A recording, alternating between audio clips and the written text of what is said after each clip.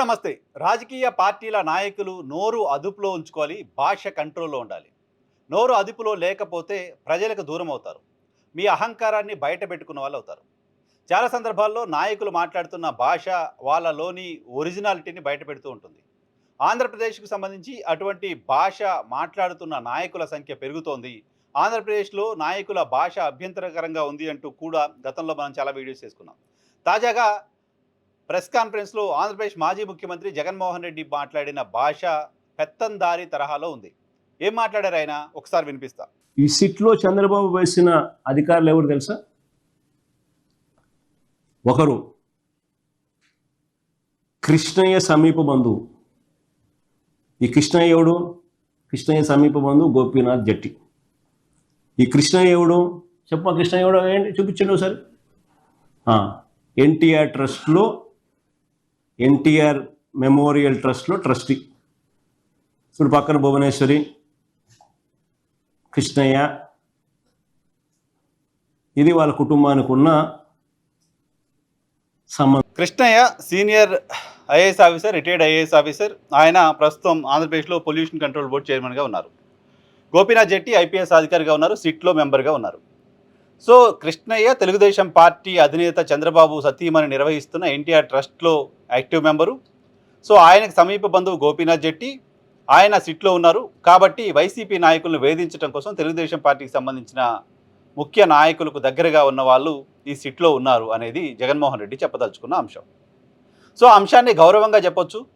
ఇదిగో చంద్రబాబు నాయుడు గారికి దగ్గర వ్యక్తులు సిట్లో ఉన్నారు కాబట్టి వైసీపీని వేధించడం కోసం తనకు దగ్గరగా ఉన్న వ్యక్తుల బంధువుల్ని, తనకు దగ్గరగా ఉన్న వ్యక్తుల్ని సిట్లో వేసుకున్నారు అని ఆరోపణ చేయొచ్చు, తప్పేం లేదు. దానికి సంబంధించి మీకున్న ఫోటోగ్రాఫ్స్ ఉంటే చూపించవచ్చు, దానికి తప్పేం లేదు. కానీ మాట్లాడుతున్న భాష ఏంటి? ఓ సీనియర్ ఐఏఎస్ అధికారిని, 70 సంవత్సరాల వయస్సు పైనున్న ఒక వ్యక్తిని వాడు వీడు అంటూ సంబోధించడాన్ని ఏ రకంగా జగన్మోహన్ రెడ్డి సమర్థించుకుంటారు? ఏ రకంగా సమర్థించుకుంటారు?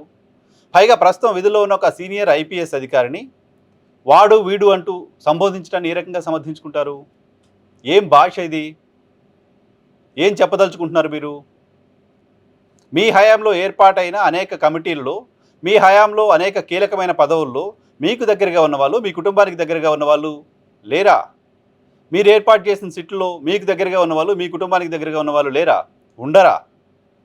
ఏ పార్టీ అధికారంలో ఉంటే వాళ్ళకి సన్నిహితులుగా ఉన్న వాళ్ళకు అటువంటి బాధ్యతలు ఇచ్చి మీ సొంత పనులను చక్కబెట్టుకునే కార్యక్రమం చేస్తుంటారు కదా. గతంలో మీరు చేసిందే, అంతకుముందు ఇంకెవరో చేసిందే, ఇప్పుడు తెలుగుదేశం పార్టీ చేస్తోంది.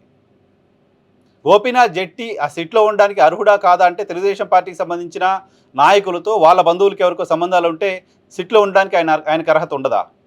ఆయన IPS officer, senior IPS officer. ప్రభుత్వం ఆయన్ని సిట్లో ఓ మెంబర్గా పెట్టింది. సో తప్పేంటి? ఐపీఎస్ ఆఫీసర్ కాని వాళ్ళని, అర్హత లేని వాళ్ళని తీసుకొచ్చి దానిలో పెట్టారా? లేదు కదా. సో సిట్ విచారణ పైన అభ్యంతరాలు ఉంటే మాట్లాడండి. మీ వాళ్ళు తప్పు చేయలేదు అనే విషయాలు ఉంటే చెప్పండి. కానీ ఈ భాష ఏంటి? వాడు వీడు తరహా భాష ఏంటి? మీకంటే వయసులో ఒక 20-30 సంవత్సరాలు పెద్దలుగా ఉన్న వాళ్ళని, రాష్ట్రానికి ఐఏఎస్ ఆఫీసర్లుగా సర్వీసులు అందిస్తున్న వాళ్ళని, ఇప్పుడు సర్వీస్లో ఉన్న ఒక ఐపీఎస్ ఆఫీసర్ని పట్టుకొని వాడు వీడు అని సంబోధించడాన్ని జగన్మోహన్ రెడ్డి ఎలా సమర్థించుకుంటారు? జగన్మోహన్ రెడ్డి ఎందుకు వాళ్ళకి క్షమాపణలు చెప్పకూడదు? నాయకులు భాష మాట్లాడుతున్న సందర్భంగా ఫ్లోలోనో ఏమైనా టంగ్ ఆఫ్ స్లిప్పో లేకపోతే ఎమోషనల్గానే ఏమైనా మాట్లాడితే ఆ తర్వాత క్షమాపణలు చెప్పి తప్పైందని ఒప్పుకుంటే గౌరవం పెరుగుతుంది. గడిచిన ఎన్నికల క్యాంపెయిన్ మొత్తం జగన్మోహన్ రెడ్డి చెప్తూ వచ్చిన మాట పేదలు వర్సెస్ పెత్తందారులు, పెత్తందారుల కూటమి, మహాకూటమి అని చెప్తూ వచ్చారు. కూటమి నాయకులంతా పెత్తందారుల కోసం పనిచేస్తారు, వైఎస్ఆర్ కాంగ్రెస్ పార్టీ పేదల కోసం పనిచేస్తుంది, ఎస్సీ, ఎస్టీ, బీసీ, మైనారిటీలు అంటూ మాట్లాడుతూ వచ్చారు.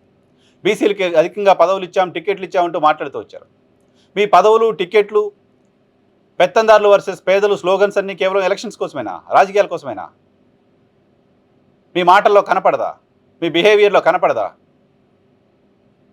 బీసీ అధికారులు కాబట్టి, బీసీ వ్యక్తులు కాబట్టి వాడు వీడు అనేస్తామా? అనొచ్చా? జగన్మోహన్ రెడ్డి క్షమాపణ చెప్పాల్సిన అవసరం ఖచ్చితంగా ఉంది ఈ అంశం పైన. జగన్మోహన్ రెడ్డి క్షమాపణలు చెప్పకపోతే పెత్తందారిలా జగన్మోహన్ రెడ్డి మాట్లాడాడు కదా అని బీసీలంతా అనుకునే అవకాశం ఉంది. అది వైఎస్ఆర్ కాంగ్రెస్ పార్టీకి మంచిది కాదు. వైఎస్ఆర్ కాంగ్రెస్ పార్టీ జగన్మోహన్ రెడ్డి మాటలు మాట్లాడిన తర్వాత రాష్ట్ర వ్యాప్తంగా బీసీ సంఘాలు జగన్ వ్యాఖ్యల్ని తప్పుపడుతున్న నేపథ్యంలో, ఆందోళనలు కూడా చేస్తున్న నేపథ్యంలో ఏ ఒక్కరు వైఎస్ఆర్ కాంగ్రెస్ పార్టీ నుంచి స్పందించలేదు ఇప్పటివరకు. ఆ భాషని ఏ రకంగా సమర్థించుకుంటారు? గతంలోనూ జగన్మోహన్ రెడ్డి భాష పైన అభ్యంతరాలను వ్యక్తం చేస్తూ వచ్చాం, చాలా సందర్భాల్లో మాట్లాడాం. నంద్యాలలో ఈ ముఖ్యమంత్రిని ఉరిదీసినా తప్పులేదు లాంటి భాష కావచ్చు, ఇంకా అనేక సందర్భాల్లో రపరప లాంటి భాష కావచ్చు. చాలా సందర్భాల్లో ఆయన మాట్లాడిన భాష ఆయన్ని ప్రజలకు దూరం చేస్తోంది, ఈ భాష మంచిది కాదు అని మాట్లాడుకున్నాం మనం కూడా. జగన్మోహన్ రెడ్డి పైన ఓ సెక్షన్ ఆఫ్ పీపుల్లో భయం ఉంది, ఓ సెక్షన్ ఆఫ్ పీపుల్ జగన్మోహన్ రెడ్డిని నమ్మట్లేదు. ఆ సెక్షన్ ఎవరు, వాళ్ళు మనల్ని నమ్మేలా చేయాలంటే ఏం చేయాలి అనేది వైఎస్ఆర్ కాంగ్రెస్ పార్టీ ఆలోచించుకోవడం మానేసి ఆ సెక్షన్ ఇంకా దూరం చేసుకునే ప్రయత్నం, అటువంటి సెక్షన్కి ఎప్పటికీ మనం దగ్గర కాకూడదనే ఆలోచన ఆ పార్టీకి ఉన్నట్టు కనపడుతోంది. నిన్న కృష్ణయ్య గారి పైన గోపీనాథ్ జెట్టి పైన జగన్మోహన్ రెడ్డి చేసిన వ్యాఖ్యలు వైఎస్ఆర్ కాంగ్రెస్ పార్టీని కొన్ని వర్గాలకు శాశ్వతంగా దూరం చేస్తున్నాయి. కొన్ని వర్గాలు శాశ్వతంగా జగన్మోహన్ రెడ్డి మావాడు కాదు అనుకునేలా చేస్తున్నాయి. కొన్ని వర్గాలు జగన్మోహన్ రెడ్డి పట్ల పూర్తి వ్యతిరేకతని లైఫ్ టైం పెట్టుకునేలా చేస్తున్నాయి. జగన్మోహన్ రెడ్డి వ్యాఖ్యలు ఖచ్చితంగా అభ్యంతరకరం. జగన్మోహన్ రెడ్డి పార్టీ ఇప్పటికైనా ఈ వ్యాఖ్యలపైన వివరణ ఇవ్వాలి, క్షమాపణ చెప్పాలి. ఇది కేవలం ఒక ఇద్దరు వ్యక్తులను ఉద్దేశించి చేసిన వ్యాఖ్యలుగా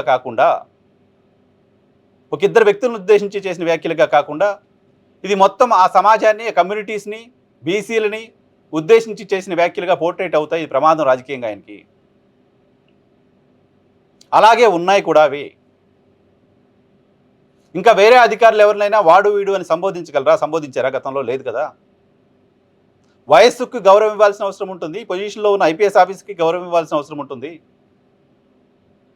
ఇది అహంకారపూరితమైన వ్యాఖ్యలు ఎందుకు కావు? పెత్తందారి తరహా మనస్తత్వం నుంచి బయటకు వచ్చిన మాటలుగా ఎందుకు చూడకూడదు? కాబట్టి కృష్ణయ్యకు, గోపీనాథ్ జెట్టికి వైసీపీ అధినేత క్షమాపణలు చెప్పడం ఆయనకు శోభనిస్తుంది, ఆయనకి రాజకీయంగా మంచి చేస్తుంది. అదర్వైజ్ ఓ సెక్షన్ ఎప్పటికీ జగన్మోహన్ రెడ్డిని విలన్గానే చూసే పరిస్థితిని ఆయనే కొని తెచ్చుకుంటున్నారు.